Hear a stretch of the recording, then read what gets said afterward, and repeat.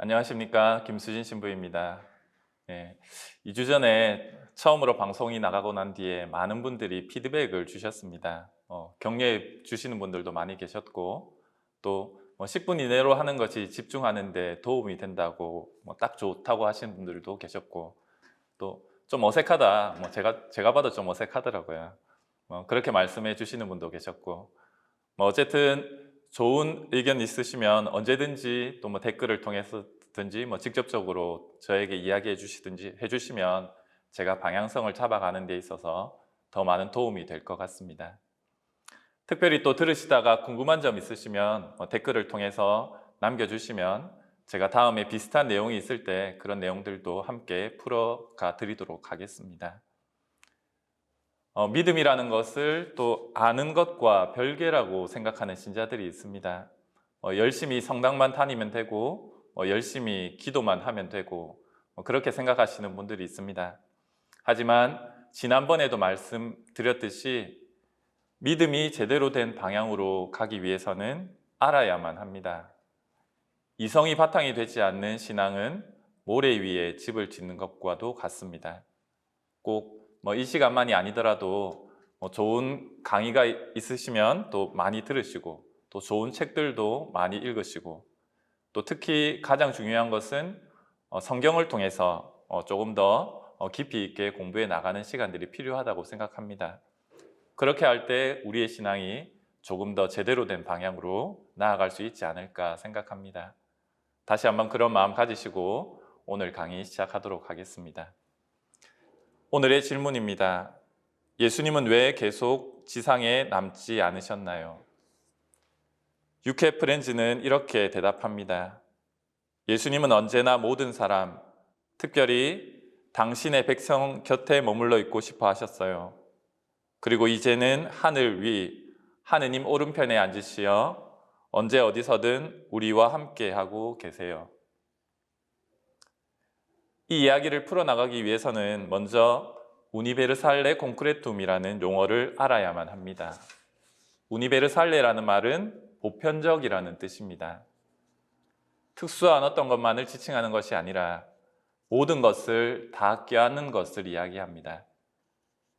특별한 시간과 특별한 공간에만 제한되어 있는 것이 아니라 그것을 넘어서서 타당성을 지녀야만 보편적인 것일 수 있습니다.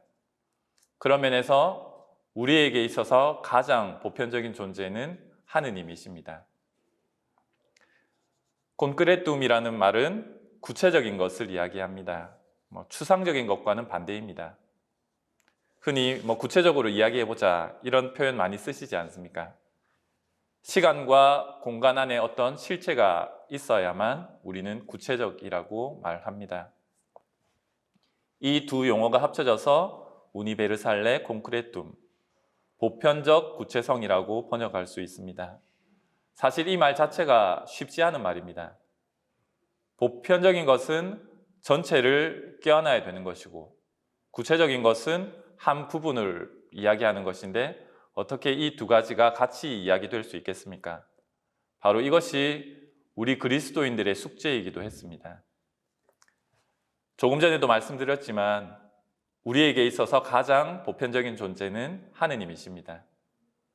그런데 우리 신앙은 역사 속에서 우리와 함께 했던 한 인물, 구체적인 한 인간으로 우리에게 다가오신 예수님이 하느님이시라고, 신이라고 말하고 있습니다. 구체적인 한 인물에게 보편성을 부여하고 있다는 말입니다. 성경은 계속해서 예수님을 하느님으로, 주님으로 우리에게 소개해 주고 있습니다. 한 예로 루카복음의 마지막 부분에 이런 구절이 있습니다. 예수님께서는 그들을 베타니아 근처까지 데리고 나가신 다음 손을 드시어 그들에게 강복하셨다. 이렇게 강복하시며 그들을 떠나 하늘로 올라가셨다. 그들은 예수님께 경배하고 나서 크게 기뻐하며 예루살렘으로 돌아갔다. 이 구절을 보면 조금 의아한 부분이 있습니다.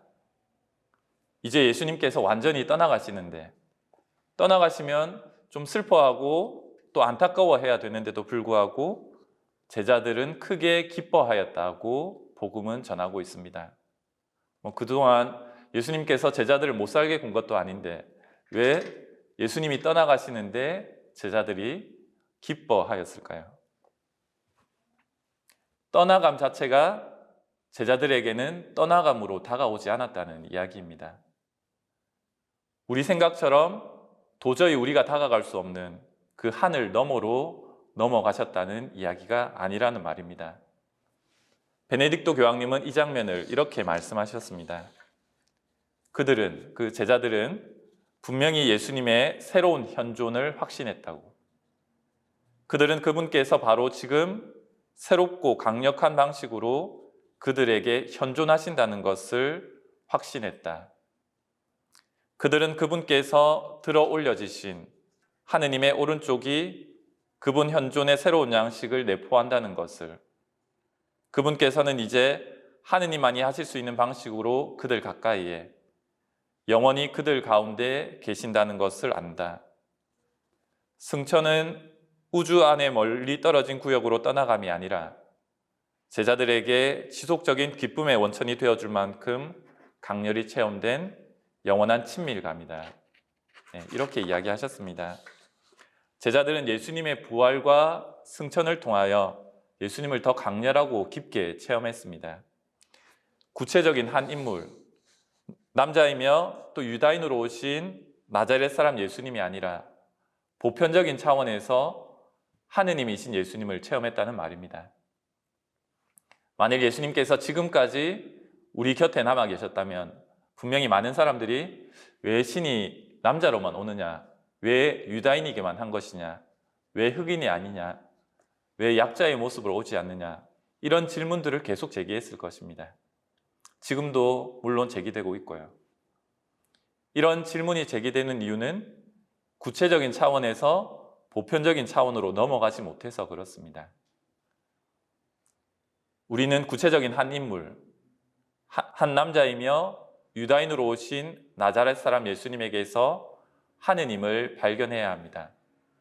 구체적인 인물 안에서 보편성을 찾아야만 합니다. 그런 면에서 승천은 예수님께서 제자들을 더 나아가서 우리를 떠나가신 것이 아니라 하느님 자신의 힘에 의해 언제나 우리와 함께 우리를 위해 현존하시는 것입니다. 이것은 제 이야기가 아니라 베네딕토 교황님의 이야기입니다. 그래서 예수님의 떠나감은 단순히 우리 곁을 떠나감이 아니라 또 다른 오심입니다.